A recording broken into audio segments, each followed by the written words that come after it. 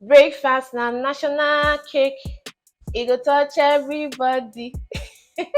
Hi guys, welcome back to another intriguing, exciting, educative episode of Everything Female on Voice Stove. And I'm your host, ever beautiful, ever gallant, Bimi the Podwiz. Yes, as with my song now, I'm sure you're already like thinking, Bimi has come again. No? What are you bringing?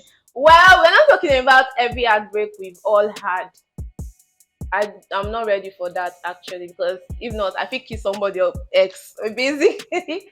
Well, I'm going to be giving you tips, practical tips on how to overcome and heal from a breakup. Yes. Well, these tips are not 100% accurate, but with time, with experience, it has been said to be at least 70 to 80% accurate to help you heal from a breakup. Okay, let me not bore you with all this intro. Let's go straight into the number one. The first practical tip is to cry. Yes, baby, you heard me right. Cry your eyes out. Everything, literally, that you're going through with that breakup, cry it out. Scream. But don't shout at me. Oh. And don't shout at any other person around you. I don't want to break up with you. But then, cry your eyes out. Make sure you're letting it all out. But then, if you want to be alone, be alone. But then again, if you being alone is leading to suicidal thoughts, please be with people that can help you, and try not to make you like take your life, because no man is worth it. But then there's no but then, no man is worth you taking your life. Number two is block them everywhere.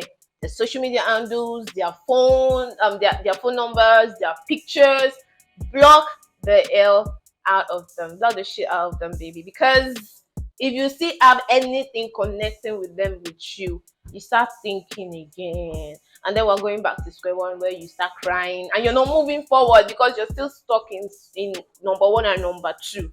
So block them, block the hell out of them, and then moving on to the next stage, where it is you have to just focus on yourself, baby.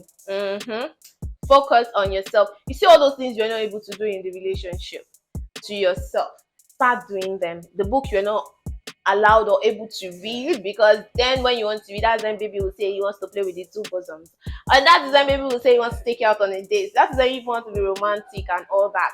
So you see all those things you were not able to do when you were in the relationship, now do it, which is also meaning that this time around, start having self-love for yourself. Yes, start loving yourself. Start taking care of yourself. All those spa dates you wanted to go for, all those girls' night club, night trips you wanted to do, you can have the opportunity to do it now, because now you're showing yourself the love, all the love that you show for the man that's have your breakfast. And instead of love, bring it back here, bring it to your save, and take care of your save. Moving on to my next point, which is, or what I call the next stage. This time around, if you know that after giving yourself self-love and all that, focusing on yourself, reading the book, blah blah stuff, and you're still seeing yourself thinking about it or getting angry, any little thing is like reflect, any little thing you see is reminding you of it, and you flare up, like it's even from when you're already growing out of that breakup, or any little thing you see reminds you of it, but then you're cool about it because it's just memories you get. But if those ones are okay, but when you're actually seeing things that reflect to you with it, and you get so angry, my love, you need therapy. You need to talk to someone. And these days, now therapy is actually easy and affordable. There's someone, you don't even need to go physically. There's some online now that you can actually go for, and they would like, you can actually register for it. I think there are free plans where you can do. So if you don't even have money to register, there are free plans you can do. At least I think for 3 days or 7 days or so. So you see those 7 days, make use of those 7 days and talk to someone.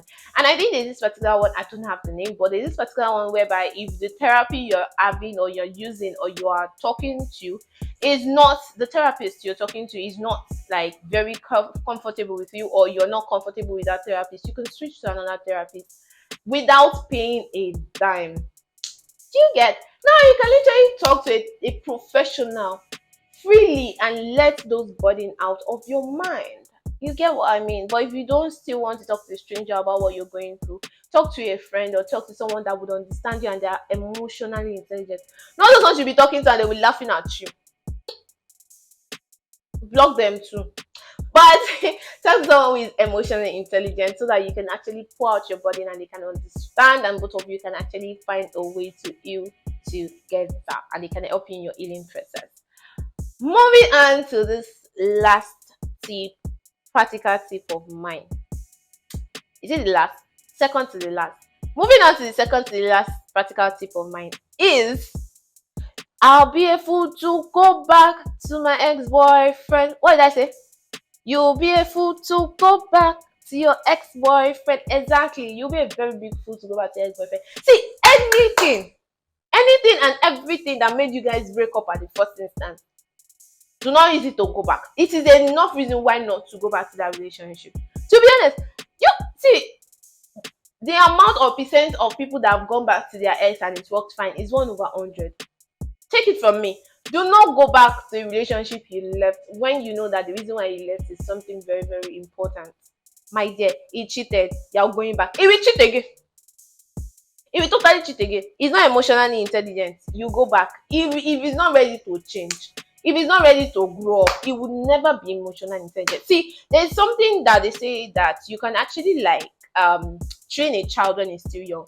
But when the child grows, to change some aspects about the child, so see, that's just it. So if you cannot change an adult himself doesn't want to change, you're not saying if you go back maybe you will change. My girl, you will not change. Especially those chronic cheaters. He will not change. He won't. He will still do it. Let's even leave cheating alone. Other aspect of the relationship, if you've end things, please just end it like that and leave. You see that you want to change in him and I did not change. You change in another person's life. End it. Do not come back. You'll be a fool, oh, because you will continue being a fool the more you go back to him. So do not go back. Ungwanu, yes. Leading me to my last practical tip, closure. And it's in two ways. Please and please. Closure is for you to come and talk about what is bothering you about the relationship. Why you guys broke up. Reason why. If you need the explanation. But if you don't need the explanation, allow you go to another place and focus on your life.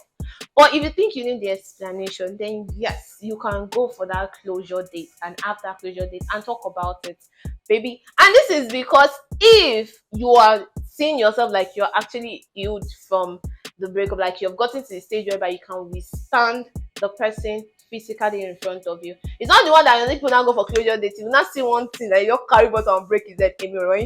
I'm not saying that work. But then, if you know that you can actually withstand him physically, then obviously, or not the one that even go for closure dates, you start for a love and boom on the bed under the duvet. I don't send you that one. I don't send you that one. You have to be emotionally upright to actually go for a closure date with your ex, just to like iron things out so that people don't see each other in future and break each other's head. Do you get my point? And the only reason why this is additional tip bonus, the only reason why I feel you can get like in a close state with your ex is only if you guys have a business date, like you have business you want to put together. If the reason why you broke up with your ex is not about financial, if it's not financially inclined, then yes, you can do a business together if it works, because it might not be good as a boyfriend or a girlfriend.